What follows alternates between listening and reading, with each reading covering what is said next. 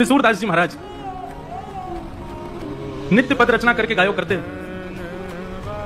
और दर्शन के समय श्री गिरिराज जी में ऊपर श्रीनाथ जी के मंदिर में जाकर के सेवा किया करते से चलो जाते अपने अपने कक्षन में और ठाकुर जी खिड़की से निकल करके दौड़ के जाते सूरदास जी की कुटिया में। सूरदास जी को दिखाई तो देवे ना है, चुपचाप ठाकुर जी जाकर के बैठ जाते और कोने में विराजमान है करके थोड़ी पे हाथ धर के सूरदास जी को देखते ही रहते। बस सूरदास जी नए नए पद बना बना करके गायो करते, ठाकुर जी बैठ करके उनको श्रवण करते रहते। अच्छा एक बात बताऊं, पता तो सूरदास जी को भी है कि ठाकुर जी आते हैं। तो जैसे ही गुसाई जी आरती करके बाहर गए, कपाट बंद गए, शामा शाम दोनों बिलग गए। किशोरी जी बोली मैं सबरी सच्चाई बताऊंगी गुसाई जी को। बोले कहा बताओगे? बोले सब झूठ बोला तुम सपने अपने के मधुमंगल श्री रामा, वो पता तुम कहीं खिड़की तक करके जाओ कोई के पास, वो सब पता मैं गुसाई जी को बताऊंगी। ठाकुर जी चरण श्री जी मान जाओ, मत बताइयो, तुम जो कहोगी सो करूंगा, मत बताइयो। किशोरी जी बोली एक शर्त है। बोले तुम जो कहोगी सो करूंगा, तुम बताओ कहाँ करना है। श्री जी बोली कल ते मैं चलूंगी संग में, तुम जहां जाओ मां मुंह को लेके चलो। ठाकुर जी बोले जे ना है सके। बोले चो ना है सके। बोले हाँ बड़ी बड़ी करुणामयी है, बड़ी दयालु है, मैं तो जाऊं बा बेचारे लोग भक्तन से मिल मिला के आ जाऊं, उनके बेचारे इनके दिन दुखन को देख करके सब कुछ दे दोगी उन्हें, या हमारे मैं आपको अकेले छोड़ के जाऊं यहीं पे, आप मत चलियो। श्री जी बोली तो ठीक है मैं गुसाई जी को बता रही हूँ। ठाकुर जी बोले ना ले जाऊं तो ये गुसाई जी को बता देंगे, गुसाई जी को पता चलेगी तो गुसाई जी मेरा आनो जानो रुकवा देंगे।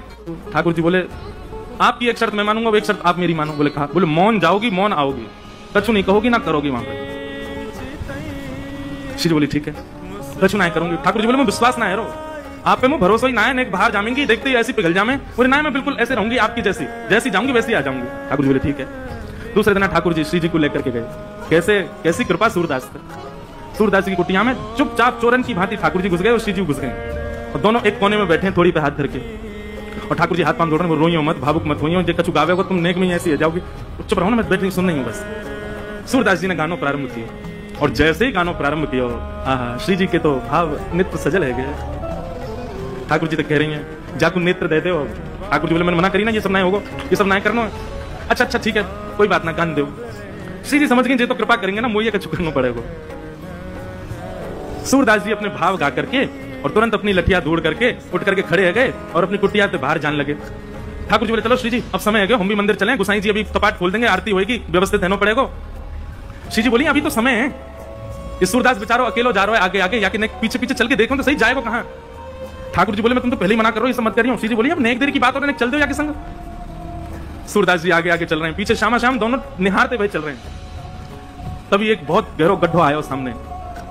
सूरदास जी जब गड्ढा की तरफ जान लगे, जैसे ही जान लगे श्री जी बोली अरे अरे जी देखो गड्ढा में गिर जाएगा, अरे याकू जल्दी जाके रोको। ठाकुर जी कह रहे नहीं श्री जी बिल्कुल नहीं, बाकू गिरन दो, अपने आप संभलेगा, तुम बिल्कुल मत जाओ। अरे तुम कैसे हो बेचारो, गिर में मारो लग जाएगी वाके। दोनों में ऐसी बात चल रही है, इतने में सूरदास जी गिर गए गड्ढा।